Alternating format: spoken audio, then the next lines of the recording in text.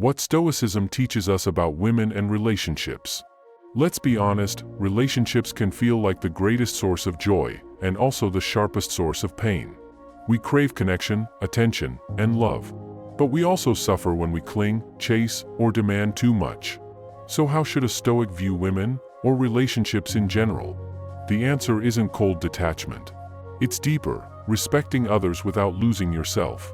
Picture this. A man falls in love. At first, he feels alive, she texts back, she laughs at his jokes, he imagines a future together.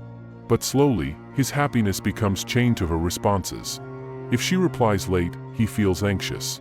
If she's upset, his whole day collapses. He stopped being in love and started being in bondage. The Stoics saw this trap clearly. Love isn't meant to enslave you. It's meant to grow you. To give without losing your dignity. To share life without surrendering your peace. Epictetus said, "When you kiss your child or your wife, say that you only kiss things human, and thus you will not be disturbed if they die." At first, that sounds harsh. But the meaning is profound. Remember the fragility of everyone you love. Don't cling as if they're permanent possessions. Respect them as independent souls you're fortunate to share time with. Marcus Aurelius echoed this. When you arise in the morning, think of what a privilege it is to be alive, to think, to enjoy, to love. Love is a gift, not a guarantee. So how do we practice Stoicism in relationships, especially with women we love? Respect independence. Don't treat love as ownership. A Stoic doesn't try to control another's choices or emotions. Anchor your self-worth. Don't let someone else's attention, or lack of it, define your value. Your worth comes from your character. Love without clinging.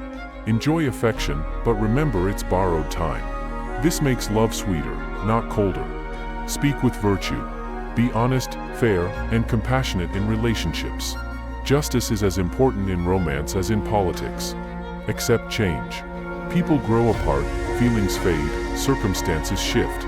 Pain comes when we demand permanence from what is by nature temporary.